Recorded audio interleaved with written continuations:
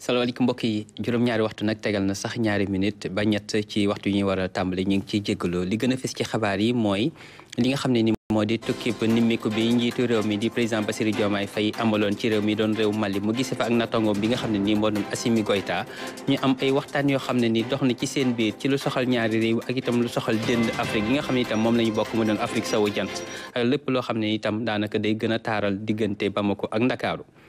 ci wàllu xabaar ba tey itam am na ndaje moo xam ne dañu koy waajal jagleel ko lépp lu jëm ci wàllu njàng mi ak njàngale mi rawatina njàngale mu kawe mi ndax jëwriñ jiñ ko dénk dafa jàpp ne kat li nga xam ne nii moom moo doon njàng mi kawe mi kat foog ñuy xam kañ la ñuy tijje kañ la ñuy tëj gën koo méngale ak jamono waaye lépp loo xam ne itam day gën a yembal li nga xam ne ni moo doon taxawaay bi ak li tam jumtukaay itam nuy xalaat buñ ci war a xalaat leen lu ñuy waxtaan itam moo di li doon wàllu tefes gi kon tan ba tey ci wàllu woowu sax moo tax tey ji ñu am gan mu doon docteur Abdourahmane Diouf moom mi nga xam ne moo di jëwriñ jooju wàllu tefes gi itam am na gëstu bu yaatu boo xam ne nii jagleel nañ ko jagleel giñ ko jagleel nag la ko waral mooy jumtukaay ak matuwaay yoo xam ne nii nguur gi jël na ko ngir ñu gën koo mën a ñoŋal war itam dakkal yenn liggéey yi dañ ko fa doon def loolu nag bokk na ci waaye itam bokk na ci ñi nga xam ne nii moo doon taxawaay bi ci nguur gi taxaw ngir gën lépp lu jëm itam wàllu yoon ak rafetal ñu dañ ci indi lu ci am solo ba tey niñ ko waxee ci njëlbéenu xabaar yi njiitu réew mi di président Bassirou Diomaye Faye ndem ca fi nga xam ne nii moo doon réew Mali la fa doon ay tànkam nag moo di tànk doomu ndeyoo ak xaritoo ndax xam diggante ba mu ak Ndakaaru ni ñu demee moo waral mu ne yell na ngir musal daal itam xool natangom ba fa nekk ba mu fa demee itam fekk na fa ki nga xam ne moo doon colonel Assimi Goïta moom may njiitu réew ma ñu waxtaan ci diggante ñaari réew yi waaye itam waxtaan ci diggante Afrique sowu jant ak lépp loo xam ne ni itam daanaka day gën a indi jàmm ak bennoo ak defaroo ci diggante yi réew yooyu ñu teewlu ci Omar ñi nga ma àndoon ak moom. ñëw bi président de la république Bassirou Diomaye Faye ñëw fii ci Bamako dafay gën a dëgëral rek li nga xamante ni Sénégal ak Mali ñoo ko bokk doore ko ci taarix bu yàgg waaye tamit jegeyoo bi ñu am ñoom ñaari réew yi ci noonu kon la ko colonel Assimi Goïta di njiitu réew ma dalale wax ko mu yegsi ak jàmm.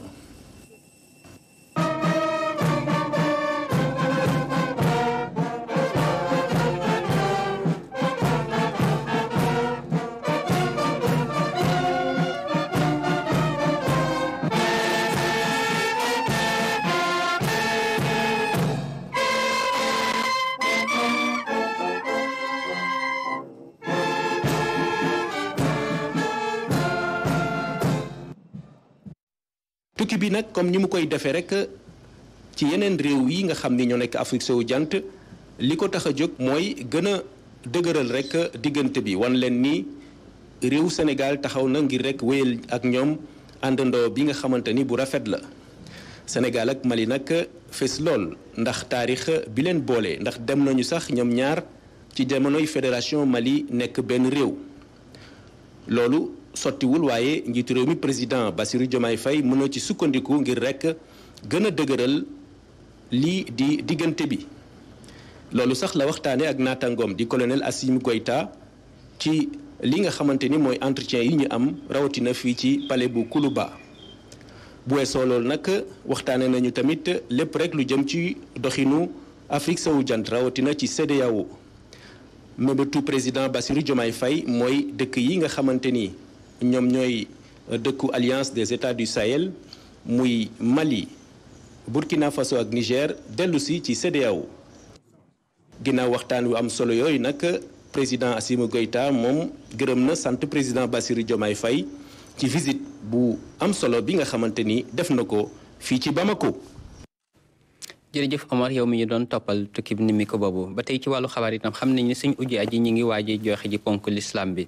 mu doon aj màkk moo waral jëwriñ ñu dénk lépp lu jëm ci wàllu bitim réew ànd ak natongo mi ñu dénk lépp lu jëm ci wàllu dem ak dikk ci jaww ji ngir xool itam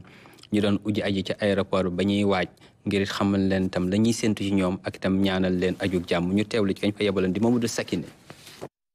doxu nemmeeku bi fii ci aéroport Blaise Diagne bu Diass tax na jëwriñ bu ñu dénk jëflante ak bitim réew xam liggéey bu am solo bu ñu teg ngir ujaaj yi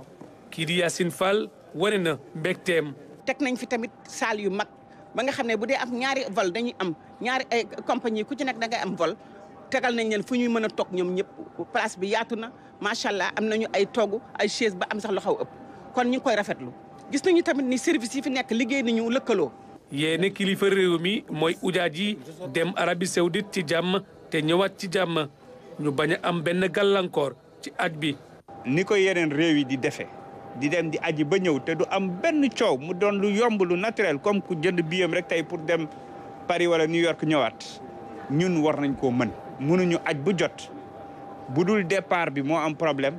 ñëw bi am problème suñu ay sénégalais des fa di yalwaan lu ñu lekk wala bu ñu demee foofu tëraay bi am problème. nguur gi mu ngi woo ñii di compagnie yóbbu ujaaj yi sàmm seeni kaddu. ñuy ñaan nag ni ñu tàmbalee ba am plan de vol Air Sénégal joxe ko Flynas joxe ko nañ ko def bu ñu dellu siwaat bu ñu dee dellu siwaat ñi ngi ñaan benn pèlerin bañ a des gannaaw li fi daan am moo am ay pèlerin yoo xam ne dañ leen di bàyyi ci gannaaw ba ñu am sax ñoo xam ne dañuy dem ba ñu am di seen xaalis di wut ku leen dimbali lu ñu lekk ak yooyu ñi ngi ñaan daal moo fi am. roppalaan bu njëkk suba ci àjjuma lay jógee Dakar ren lu ëpp fukki junni sénégalais la ñuy xaarandi fële ci Arabie Saoudite. jërëjëf Mamadou ñuy ñaanal suñu ujaaj yooyu ñu dem si jàmm te suñu borom tam nangul seen aj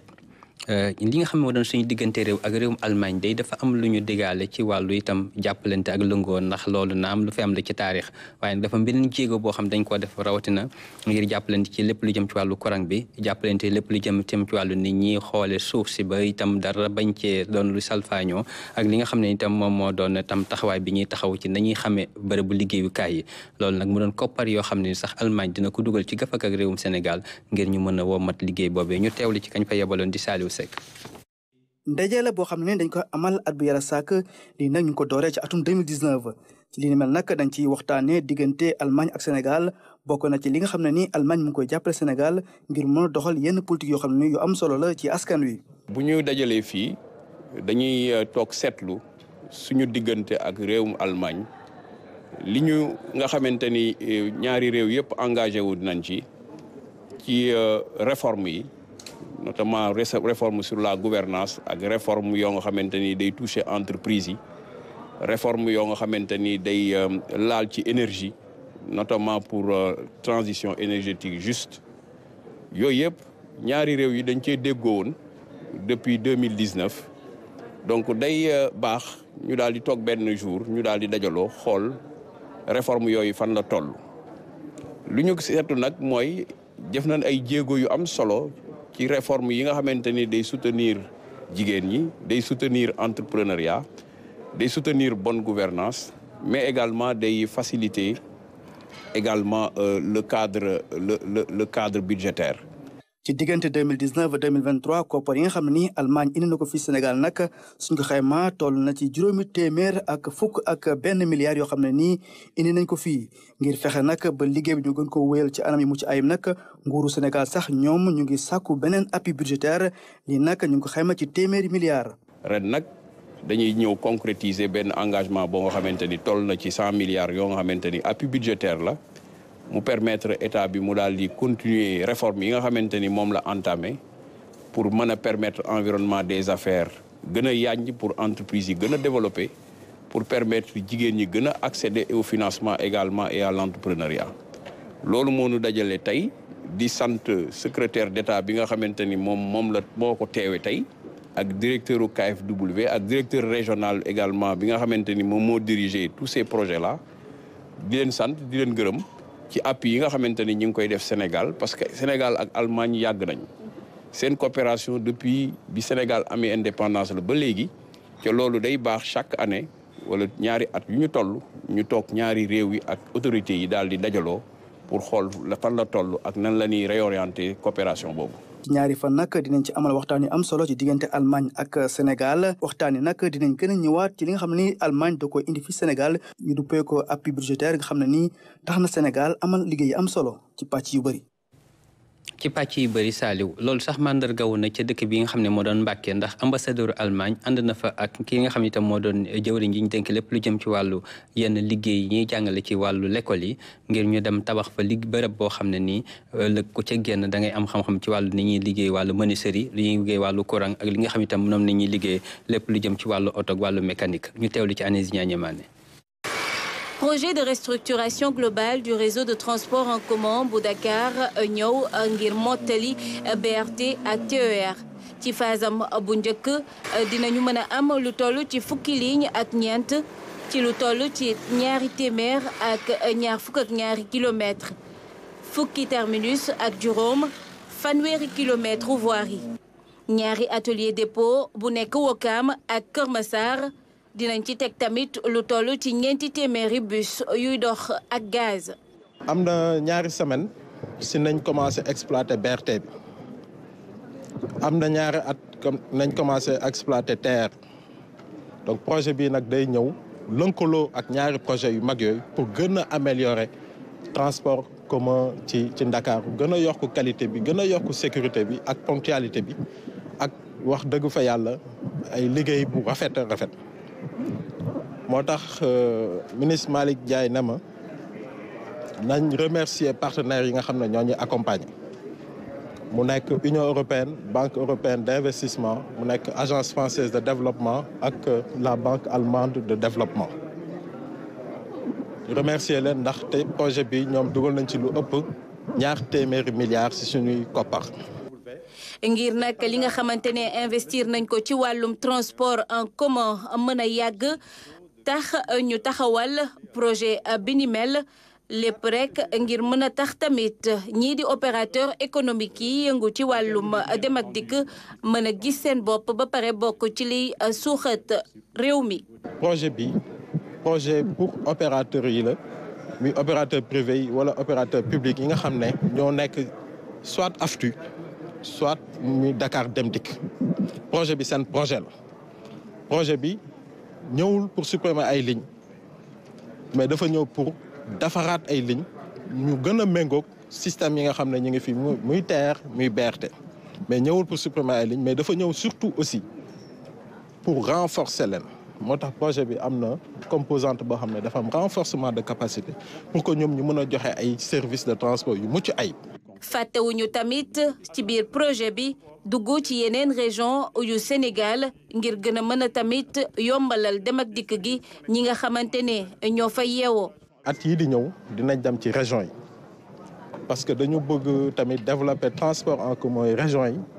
améliorer conditions yi nekk ci région yi parce que tamit comme ni ngeen ko xamee Dakar dëkk bu ndaw la mais daanaka lu ëpp 20% population Sénégal ñi ngi fi donc jaadu nañu defaraat conditions yi bu baax pour nit yi nu ñu fi nekkee ak nu ñu fiy liggéeyee mais tamit fàttewuñu région yi loolu tax na gouvernement bi jël décision jël ay compétences études élargir ko ci région yi pour que tamit liggéey bu mucc ay bi mu def fii Dakar mu mën ko def ci région yi. ngir tamit gën a yombal ñi nga xamante ne ñu ngi dem di dikk ci biir région bu Dakar ak ci biir réew mi looloo tax a jóg lii di projet de restructuration bi ñu lancé tey jile ñuy ñaax nag acteurs yépp yi nga xamante ne laale nañu ci boobule projet ñu gën ci dugal seen loxo ngir mu nekk lu nga xamante ne lu antu la ci anam yi gën. jërëjëf Philomène Constance Diagne kon loolu doon daanaka rëq-rëq boo xam ne am na ci bande yi ñu ciy jéggalu kon loolu doon na daanaka ay koppar yoo xam ne dugal nañ ko ci wàllu dem bi ak dikkim ngir gën koo ñoŋal ni ñu ko doon waxee bon dañuy dem ca Mbàkke ndax kat Allemagne nañu ko wëyale am na lu toll ak milliard ak genn wàll boo xam ne jël nañ ko tabaxe ko liggéey boo xam ne nii itam foofee ca Mbàkke la ngir ñu jàngal fa xale yi lépp lu jëm ci wàllu mécanique lépp lu jëm itam ci wàllu menuisier ak lépp lu jëm itam ci wàllu nañuy doppate wàllu courant loolu nag doon na loo xam ne ni ba ñu koy liggéeyee ka defar yebalo nañ fa Agnès Ñaañe Maane. réewu Allemagne ak réewu Sénégal seen xaritoo tàmbale ci atum 1962 ba tey nag ñoo ngi jëfalante lu rafet ngir gën a jàppale réewu Sénégal ci wàllum yokkute réewu Allemagne fas yéene tabax juróom-ñetti centre de formation professionnelle ci région bu Diourbel Kolda ak Ziguinchor fii nag tey ci Mbàkke gannaaw ba suuf si yembee teg nañu xeer bu njëkk. lii waa Mbàkke dañ koo xaar ay ati at depuis plus de 10 ans projet bi taxaw na financement bi taxaw service compétent ministère de la formation yi jëf ci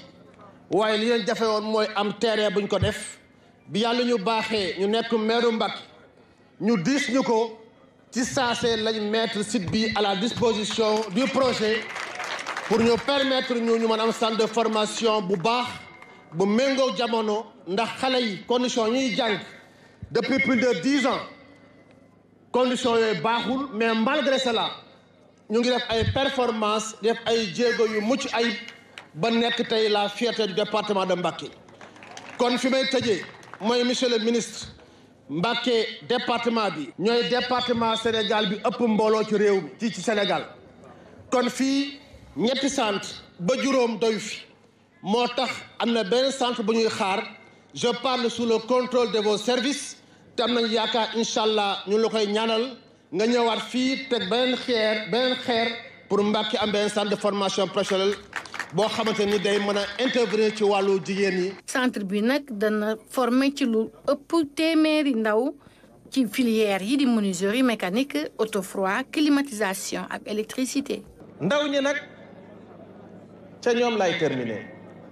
dama leen di xamal ne son excellence le président Bassirou Diomaye Diakhar Faye dafa jël formation professionnelle jox ko gëdd bi mu war a am ci réew mi moo tax yéen ñii di ndawi Sénégal rawatina ndawi Mbacké ngeen nekk ci département boo xam ne liggéey rek la ñu xam ndax Serigne Touba Xaadimu Rasuul moo ñu ko jàngal jàpp naa ni di ngeen jàng boo xam ne bu mucc ayib lay doon ba lii président de la République bëgg ci réew mi ngeen jëmmal ko Sénégal daal di teguwaat ci raay yi nga xam ne waru ko woon a génn jamais muy réew moo xam ne dañ koy joxoñ foo toll muy réew mu développé. ak koppar bi mu jagleel ministère formation professionnelle toll ci $1 milliard ak lu teg réewu Allemagne fas yéene naa gën a taxaw njiitu Sénégal yi ngir ndaw yi am formation bu baax te am liggéey yuy doxal seen réew. jërëjëf Anaïs ñi ngi ko doon wax ci njëlbeenu xabaar yi njëwriñ yi ñu dénk lépp lu jëm ci wàllu njàngale mu kaw mi dafa am yéen ëllëg ak jàmm ñu am ndaje moo xam ne lañ ca jublu mooy gën a joyanti lii doon itam njàng mi kaw mi rawatina nag kañ la ñuy tàmbali kañ la ñuy tëj ba loolee ñu xam ban àpp la ak itam kañ la ñu koy diir ba lan lay doon loolu moo waral itam ñuy amal ndaje mi ngir boo woor ci ay boromi kàngam ñuy toog di ci xalaat ak a saytu kii doon Seydina Aline Fall nag am na gëstu bu mu koy jagleel ñu teewlu ko. at yi mujj ñu nemmeeku ne ci enseignement supérieur bi am na nag dérèglement ci calendrier académique bi mu nekk ay jafe-jafe yoo xamante ne ni autorités yu bees yi ñoom bëgg nañ ci indi saafara loolu tax ñu organiser benn séminaire stabilisation calendrier académique bi mu di ndaje moo xamante ne ni li ñu ci jublu moo di tëral benn stratégie nationale normalisation ak harmonisation année universitaire waaye tamit fexe ba am benn calendrier académique boo xamante ne nii dinañ ci mën a tënku. ñu fàttali ne calendrier universitaire bi normalement war na tàmbali 1er octobre jeex 31 juillet ci at mi ci topp waaye nag loolee ay at a ngi nii mënuñ fexe ba respecté ko ba tax na am na ay jafe-jafe yoo xamante ne nii at mu nekk dinañ ko nemmeeku ba sax année académique yi di toppante wala bokk di dugalante mu nekk ay jafe-jafe yoo xamante ne nii dina gàllu ci étudiants yi ak itamit jàngalekat yi li nga xamante ne nii moo di ndaje mu ñu war a amal luñ ci jublu moo di fexe ba nga xamante ne ni calendrier académique bi dina tàmbali ñetti lundi octobre jeex nag ci samedi bu mujj ci weeru juillet bi nga xamante ne ni moo di at bu di ñëw loole nag nekk loo xamante ne ni faw ñu amal ko ba tax na nag ndaje mi nga xamante ne ni ministère bi sumb na ko liñ ci bëgg moo di yokk qualité enseignement supérieur bi fexe tamit ba waxtaan si juróom-ñetti ponk yoo xamante ne nii ci ay atelier lañ koy tëral jëm nag ci orientation ak inscription bachelier yi jëmit tamit ci rattrapage année yi nga xamante ne nii jàll na jëmit ci recrutement personnel yi ak i tamit établissement privé yi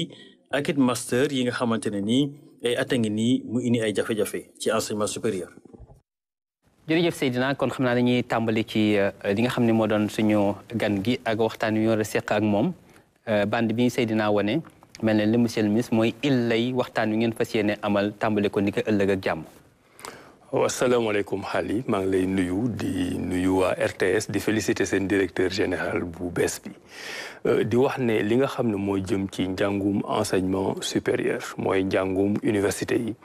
dañu ci am Sénégal benn laago boo xam ne dañu dem ba tàmm ko ba fàtte ne laago la. bu ñuy nag yàqal lu bari mooy foo dem ci àdduna bi ak même Sénégal gii ñu nekk boo jëlee école yu gën a ndaw yi mooy lycée yi xam nañu chaque année ban date la école di tijji xam nañu ban date la école di tëj xam nañu kañ la ñuy dem feetu Pâques xam nañ kañ la ñuy dem feetu Noël xam nañu kañ la ñuy def examen yi waaye nag li nga xam ne moo jëm ci université yi dañu gis ne Sénégal kenn xamatul école kañ lay tijji kenn xamatul kañ lay tëj loolu ni mu amee ci licence yi noonu la amee ci master yi bi ñu ñëwee nag ñu tabb ñu ministre de l'enseignement supérieur ñu toog du conseil des ministres le président Bassirou Diomaye Faye ñëw ci kàddu googu ne Sénégal lan moo tax université yi mënuñu xam kañ la ñuy examen kañ la ñuy tijji ak kañ la ñuy tëj le premier ministre Ousmane Sonko jox ñu ci ay instructions yu leer moo tax boo gisee bi ñu toogee ak léegi yàggatul mais maa ngi def tuuru université yi nga xam ne moo nekk Sénégal si juróom-ñetti université yi nga xam ne ñoo fi nekk defagul naa juróom yi parce que bëgguma woon rek ñu jox ma ay rapport yoo xam ne ci lay yem dama dem ma gis acteurs yi mooy professeur université yi nga xam ne ñu ngi jàngale acteurs yi mooy recteurs yi mooy personnel administratif et technique mooy étudiants yi mooy vacataires yi mooy ñëpp ma waxtaan ak ñoom ñëpp d'accord ba pare nag naqarlu ne le fait que calendrier académique bi maanaam xamuñu kañ la ñuy tijj ak kañ la ñuy tëj ñoom seen bopp daf leen metti ñoom loolu lan lañ ko layale alors xam nga layal bi booy xool du li di ëpp solo parce que puisque laago bi nekk na fi bëgguñu di pointer du doigt bëgguñu di wax naan diw moo tax ñu am problème bi wala diw moo tax ñu am problème bële parce que instruction yi ñu jox pour ñu liggéey mooy nañu ànd ak ñëpp donc bëgguñu tam kenn dëmm ne ko problème bi ci yow la jógee mais li ñu amal solo mooy ñun ñëpp acteurs yëpp nañu ànd régler problème boobu. loolu ngeen fas yéene xalaat ëllëg. exactement donc séminaire boobu nga xam ne suba lay commencé 31 mai après continuer samedi ba dimanche lay jeex ci ñetti fan. dafa doon séminaire boo xam ne comme ni ma ko waxee sànq tous les acteurs de l'enseignement supérieur dañ fay nekk. tous les doyens de faculté tous les recteurs les représentants des étudiants syndicats yi personnel administratif et technique vacataires. ak ñi nga xam ne itam ñoo yor université privée ñun ñëpp bu ñu dajee dañuy doon 130 personnes ñuy réfléchir xam nga wax naa la problème bi lan moo tax mënuñu commencer heure lu tax mënuñu terminer heure léegi nag loolu identifier nañ li nga xam ne dañ jàpp ne moom mooy problème bi par exemple problème bu njëkk bi mooy lan moo tax bu étudiants yi bu élèves yi amee bac mois de juillet ñu leen di orienter janvier wala lu jëpp ëpp janvier maanaam lu ëpp juróom benn weer ñu toog saytu nañ ci ba gis nañ ay piste yoo xam ne bu ñu yàlla suturalee ren mën nañu fexe ba bu étudiants yi pare bac au mois de juillet bu soobee yàlla au mois d'août dinañ leen orienter loolu dañ ciy def benn atelier boo xam ne bu soobee yàlla dinañ ci waxtaan experts yi wax ñu nan lañ koy defee mooy orientation des nouveaux bacheliers voilà xam nga loolu mooy délai orientation yi mais am na aussi problème mu technique orientation yi parce que même bu ñu ñëwee ñu ne mois d'août orienté nañ étudiants yi mu nekk déjà benn succès boo xam ne njort nañ ne mën nañ ko am orientation technique bi dafay am parce que jusqu'à présent li doon yeexal affaire yi mooy dañuy jël orienté ñi di dem université publique mooy ay UGB université Cheikh Anta Diop ak yu mel noonu bu ñu paree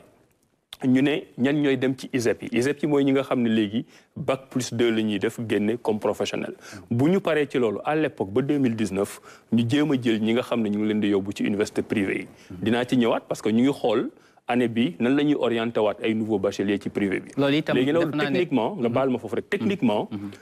puisque dañ daan jiital benn bi teg ci beneen bi tegaat ci beneen bi suñu techniciens yi nga xam ne ñooy liggéeyee campusen dañu leen wax nañ ñu liggéeyal ba xoolal ñu nan la ñuy fexe ba ñetti catégorie yooyu ñi di dem ci privé bi ñi di dem ci ISEP yi ak ñi dem ci université yi nañu leen di boolee ci benn machine mu orienté ndoo leen benn yoon. manqué gi ngeen di manqué itam ay jàngalekat itam loolu doon na jafe-jafe boo xam ne exactement loolu itam benn la ci atelier yi parce que itam bu dee da nga régler problème yooyu yëpp ba ne nag léegi octobre mën nga tijji mais balaa ngay tijji pour nga régler problème bi nga xam ne ñun moom lañ bëgg a régler da ngay régler li ñuy wax chevauchement année yi xaali tey am na xale yoo xam ne ñu ngi am bac juillet bii passé lekk mu mat at ba léegi nii commencé guñu seen première année université am na ñoo xam ne ba ñu commencé ak léegi ci ñaari semaine wala ñetti semaine la toll donc même bu ñu régler problème orientation yi dem ba mois d'octobre bëgg a tijji war a recruter ay prof dinaa ci ñëwaat il faut que nga fexe ñooñu nga xam ne année bu lu ñu war a jàng ci benn at ñu ngi koy jàng ci ñaari at nga régler ko foofu nag la ñu soxlaa solidarité professeurs yi soxla solidarité étudiants yi soxla solidarité vacataires yi parce que bu boobaa dañ naan at mii kat waroon nañ ko jàng ci juróom-ñeenti weer wala fukki weer waaye puisque ñun ñëpp Sénégal nangu nañ ne dañu am retard te suñu gàcc la na enseignant bi jàngalekat bi def effort na étudiant bi def effort ñun ministère bi nañu def effort ba nga xam ne élève bi nga xam ne mu ngi am bac daaw te mu ngi door a commencé première année ñu fexe dajale njàngale mi def ay cours intensifs ba nga xam ne fii balaa octobre di ñëw étudiant boobu dina pare. boo ko defalee ki am bac 2023 da nga koy defal ki am bac 2022 xam nga loolu mooy troisième point bi léegi nag loolu yëpp boo ko réglé il faut tam nga am professeur yu mat yu leen di jàngal parce que prof yi nag wax dëgg yàlla dañoo doyul ay jàmbaar lañ ñu ngi góorgóorlu ñu ngi def lu ñu mën ak lu ñu mënul mais dañoo matul boo demee tey suñu université publique yi li ñuy woowee vacataire mooy ñoo xam ne am jàng nañ ba am doctorat. doctorat mooy diplôme bi gën a kawe ci université ñooñu am nañu xam-xam xarañ nañ mën nañ jàng ci université mais place yi moo matul. ñooñu nga xam ne ay vacataire lañ ñoom ñoo ëpp professeurs yi nga xam ne dañ leen recruter ñu nekk fonction publique ñu leen di fay ñu nekkat ñun foofu nag ñun ministère bi ñun ñooy def effort ñun ñoo war a uti ay koppar jël jeunes yooyu nga xam ne ci ay vacataire lañ ñu recruter ci ñu bëri pour que enseignants yi gën a bëri loolu mooy tax enseignant bu doon corriger 1000 copies ngay corriger 500 copies bu boobaa at mi dina mën a gën a gaaw correction examen yi dina gën a yomb. loolu sax bala ngay jeexal ci mbiru copie yooyu am na coow loo xam ne da ciy faral di judd léeg-léeg lu xaw a xoromu ñu ne ay copie dañuy réer ba ñuy seet nuñ koy mën a dabale te loolu ci kaw njàngale mu kaw yi itam étudiant boo xam ne dem fexe na ba nabi ba lañ koy laaj mu tontu ko joxe ko ba noppi ñu ne ko copie bi réer na. waaw xam nga copie bi réer moom c'est pas normal. loolu dama jàpp ne ay li ñuy wax ay dysfonctionnement individuel la. maanaam prof mën na réeral copie comme keneen mën na def faute ci li nga xam ne moom lay liggéey mais loolu. boo gisee mu tudd ko dafa xaw a indi woon coow ci xaw a indi coow ci université bi. waaw yooyu moom ay dysfonctionnement la yooyu moom bu amee rek mu ngi mel ni rek nga dégg ñu ne examen bi kat ren am na étudiant bu doon tricher. xam nga boo ne am na benn étudiant bu doon tricher rek fekk am na 1 million d'étudiants yoo xam ne tricher wuñu te ñu ngi jàll donc coow li warul nekk ci ki di tricher man dama jàpp ne globalement enseignants yi nga xam ne ñoo nekk université ñu ngi def seen liggéey du ñàkk nag des fois mu am ci ñoo xam ne juum nañ man li ma gis mooy ne charge de travail bi ñu leen di jox dafa bari parce que des fois nga jox ci enseignant 1000 copies pour mu corriger la ko ci temps boo xam ne dafa gàtt donc loolu ni ñu ko mën a régler mooy recruter leen ay seen yeneen moroomu enseignant wàññil leen charge de travail loolu bokk na ci solution yi ci wàllu jumtukaay itam li nga xam ne moom la ñuy wax infrastructure ak wàllu dëkkuwaay ak wàllu xewlu gi étudiants yi xewlu itam loolu am na ci lu ciy sooxee loo xam ne bokk na ci li ngeen war a xalaat exactement parce que yi ma la fi wax yëpp boo ko bëggee def ñi nga xam ne ñoo nekk université enseignants yi recteurs yi étudiants yi mën nañ la wax ne mais monsieur le ministre lii nga soxla ci ñun ñëpp yaa ngi ñu koy laaj pour ñu defal la ko mais ñun amuñu sax fu ñu jàngee loolu aussi c'est la responsabilité du ministère tey ministère de l'enseignement supérieur bari na ay chantier yoo xam ni am na yoo xam ne lekk mu pare am na yoo xam ne buñ ñu mayee quelques mois mu pare loolu moo taxoon ma doon def tournée yi ci université yi université bu ma fa dem xam naa chantier buy pare fii ak ñaari weer xam naa chantier buy pare fii ak ñeenti weer xam naa chantier buy pare fii ak at loolu ñun woo nañ entrepreneurs yi nga xam ne ñoo gagné marché yooyu ci université yi waxtaan nañ ak ñoom am nañ ndogalu président de la république ak premier ministre pour ñi nga xam ne seen chantier dafa taxaw te parce que dañ leen waroon a fay te fayuñu leen ñu fay leen lu gaaw ñi nga xam ne dañu encaissé woon xaalis te seen chantier yeggul ñu taxaw ak ñoom waxtaan ak ñoom pour ñu accélérer loolu bu ñu ko defee ba rendre chantier yi nga xam ne pare nañ livrer ko dootuñu am problème mu classe dootuñu am problème étudiants yi fu ñuy dëkk te dootuñu am aussi problème étudiants yi fu ñuy lekkee xam nga donc problème yooyu yëpp boo ko teglee nga régler yooyu yëpp ak benn bi nga xam ne moo ci des mooy puisque université yi nee nañ dafa bari nit te léegi suñu école privée université privée yi am na ay temps mu amoon lu ciy sooxe mais léegi depuis ñu am ANAQ-Sup mën na la wax ne la telle école baax na ak telle école baax na. fan ngeen toll koppar yi ñu waroon a fay ñooñu ci université privée yi ba tax jëlee ñu woon ay étudiants. bari woon na loolu li ñu leen amel. actuellement nii 9 milliards moo ci des. loolu itam suñu plan la bokk parce que bu ñu ñëwee itam ne waa université privée yi yéen kat ren bëgg nañ gën jëlal ñu tant de junni étudiants parce que suñu université publique yi dafa fees ñoom c'est normal ñu ne ñu mais la ngeen ñu amaloon fu mu toll parce que bor du am rek. loolu nangul nañ leen ko moo tax ñu ngi waxtaan ak ñoom. recevoir naa leen def nañ ñoom seen propre séminaire jox ma conclusion yi séminaire bi ñuy def sali suba ñoom dañ fay nekk dinañ ñu accompagner ñun dinañu fexe ber boobu bor boobu buñ ko mënul fay lépp ñu wàññi ko ba pare nag ñoom ñu accompagner ñu ci orientation année bi nga xam ne mu ngi ñëw yooyu yëpp nag buñ ko boolee dara mënutul tere ci enseignement supérieur mbirum université Sénégal nekk dëkk bu exemplaire di commencer année scolaire lañ xamoon octobre la ñu xamoon di ko terminer juillet jërëjëf monsieur dernier samedi du mois de juillet troisième lundi du mois d'octobre. Troisième lundi du mois d'octobre. Pourquoi? Parce que enseignants yi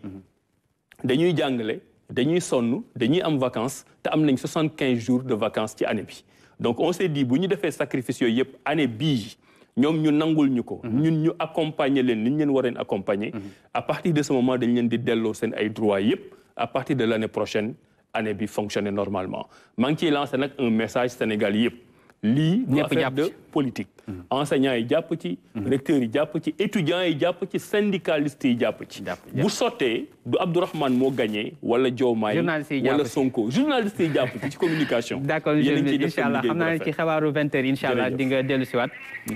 bu ko defee ñu mën a dellu siwaat ci li nga xam ne moo doon xew-xew bu mag boobu ngeen di war a amal ëllëg ak jàmm incha allah ñu ngi leen ciy ñaanal ndam. kon ki ñu doon waxtaan moo doon docteur Abdourahmane Diouf di jëwriñ ji ñu dénk lépp lu jëm ci wàllu njàngale mu kaw mi ci waxtaan yi am solo yi nga xam ne itam fas nañ koo sémb ni ki ëllëg ak jàmm niñ ko doon jinjee itam ci njëlbeenu xabaar yi li nga xam ne moo doon tefes gi day am na nuñu ciy dëkke am na itam melo woo xam ne nii mel na ko loola war itam kilifa yi nga xam ne ñoo ngan ko nguur gi am ay dogal yuñ ci jëloon mu xool itam ñu ngi lekk nañ ko waroon a gisee ak nañ ko waroon di béggee itam loolu yëpp la woon ne loolu tax na Ibrahima Ndong itam am gëstu bu mu ci def ñu teewlu ko. mu mel ni ku jaaxle moom nag xàmmeetul daanaka béréb bi nga xamante ne da ko doon fréquenté ay at a ngi nii ngóor si nag mu ngi dëkkee fi nga xamante ne moo di Liberté 5 ci ndawam mu doon fréquenté bi les plages. vraiment dama am njàkkare li tax ma am njàkkare mooy ñun ñii dëkk ay boru Liberté 5 Jëppal Sicap ba HLM zone bii rek la ñu amoon pour ñu di féexlu di jàng sax di jàng fay zone bi nekk léegi benn zone privée. soo buggee ñëw sax dañ la naan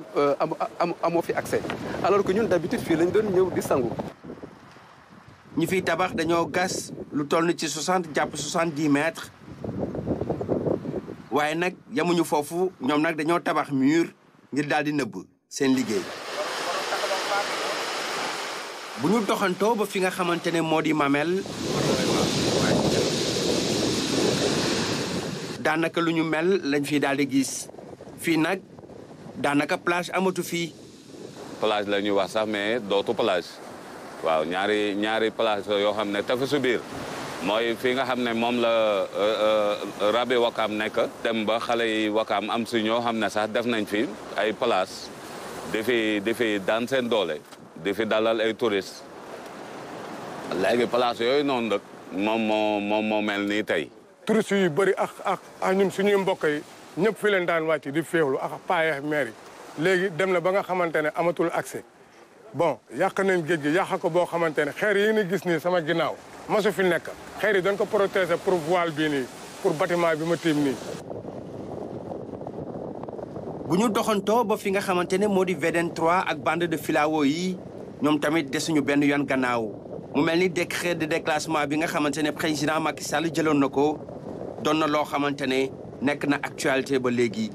bu ñu gisee ampleur lu fi jot a def dinañ xaw a am tiitaange trop parce que bañ ko déclassé rek gis nañ ne am na acteurs particuliers yu bëri dañoo profité def seen i travaux wala en tout cas accélérer seen i ay travaux si zone bi. waaye nag lu ñu jàpp mooy lu ñu xaw a rassuré mooy pour la première fois au moins depuis bu ñu dugalee suñu recours bi juge bi jàpp na ne ni recours bu ñu ko présenté moom laaj na demandé na temps pour mu gën a càmbar mbir mi. ci jamono jooju. mu am ñoo xamante ne nag dañoo sàkk woon ci président Macky Sall ngir déclasser béréb bi bu ko defee ñu dëkk. ñun ñooy victimes yi nga xamante ne ñun ñoo fi amoon ay suuf depuis 2000 yàlla dogal ñu am ay jafe-jafe moment bi nga xamante ne président déclassifié na forêt bi pour que ñun ñu gis ne waa urbanisme dañu defar plan urbanisme détaillé ñu zappé ñu. mais à nos grandes surprises bi ñu déclassifié forêt bi dañu gis ne waa urbanisme dañ defar plan détaillé boo xamante ne dañ ci def ay promoteurs. séddale leen ko ñii 15 hectares ñii 10 ñii 5 ñii 20. 1500 familles ñoo fi nekk bâtiment yi gis ngeen ko gis ngeen tali yi bu ngeen jamee ba xiis ga sax di ngeen fa gis ay quartier parce que ñooñu dëkk nañ. jaaxle ñun daal bu ñu ñëwee andi suñu ciment ak suñu brique waa Descos fekk ñu fi di ñu jàpp di ñu tëj di ñu yóbbu tribunal di ñu àtte di ñu tëj ay peine ñun nag ñun loolu dañ cee sonn surtout que ñun ay jigéen lañu man waxuma sax góor ñi ndax góor ñi moom dee nañu mais ñun jigéen ñi ñun suñu njaboot yi tas na. moonte bu ñu saytoo li nga xamante ne moo di code du domaine de l'État am na loo xamante ne wax na ko ci wàllu tabax ci wetu géej et autres ñu ci ay nit yóbbu nañ fi DSCOS aussi Cour suprême ndax suspension yooyu muy def Cour suprême xamal DSCOS ne ko lenn rek moo baaxul ci sa décision bi mooy doo koy tënk ci durée te bii boo xoolee tënk nañ ko ci durée maintenant nag baax na lu am solo la mais man dama jàpp ne waroon nañoo mën a vérifier sans pour autant ñu suspendre ndax suspendre bi dafay am conséquences yu bari yu muy jur ndax li foofu noonu ay construction ya fa nekk entrepreneur ya fay ne dañuy louer matériel personnel bi dafay liggéey ba nekk ñoo xam ne ay journalier lañ donc dafa am économie bu fa nekkoon. melokaanu littoral bi tax na ba DSCOS daal di wàcc saay su ne ci géej gi ngir xool li ñu fiy def. En 2002 autorités yi demandé woon gendarmerie pour ñu arrêter lépp luy tabax ci littoral bi loolu amoon na ba pare ñu gelé lépp luy joxe bail wala titre foncier wala leneen. mais en 2016 bi ñu defee suñu intervention ci littoral bi ñu ngi limoon à peu près lu ma toll ci 20 chantiers yu ñu arrêté woon par mesure conservatoire di nëgëndiku chantiers yooyu tey pare nañu ba seen borom dëkk nañu fàtte nañ loolu ñu tegaat ci encore defaat benn intervention en 2020 environ 30 chantiers yu ñu arrêté woon tey jii loolu kenn waxatu ko ñëpp tabax nañu ba dëkk bi toog parce que simplement dañu yore ay këyit fi mu amee tuuti njàqare mooy 2023 tey jii bi ñu contrôlé ñu ngi ci lu ëpp téeméer ak juróom fukki chantier yoo xamante ni dañ leen arrêté tey. waaye ñii di tabax yëpp dañoo am ay autorisation de construction Abdoulaye daal di samp nag mooy ñan ñoo leen di jax yole autorisation nga xamante ne ci service compétent yu état yi lay jógee ba noppi bàyyi leen ñu daal di tabax li des nag mooy nguur gi dafa war a def kéem kattanam dem ba ci au bout de sa logique bu ko defee li nga xamante ne moom la sénégalais yi yëpp bokk ñu daal di koy jox ñi nga xamante ne ñoo ko yellool. jërëjëf Ibrahima ci gëstu bu am solo bu nga xam ne moom nga jagleel tabax gi ñuy tabax ci boori tefes gi mbokk yi lan moo doon fi rusoon ci àll xabaar dëppagul liñ ci doon ci àll waxtu li ñuy def moo di leen ñaan gaal mu ci ci géej bi xewoon.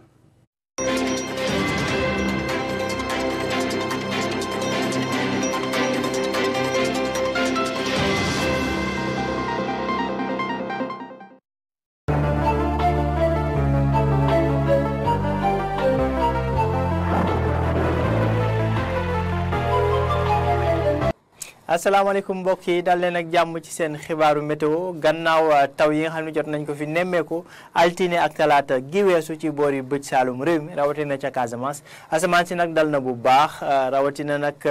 démb ci àllarba bi waaye tamit tey ci alxames bi asamaan su dal la ñuy nemmeeku ci réew mi li fi gën a fës nag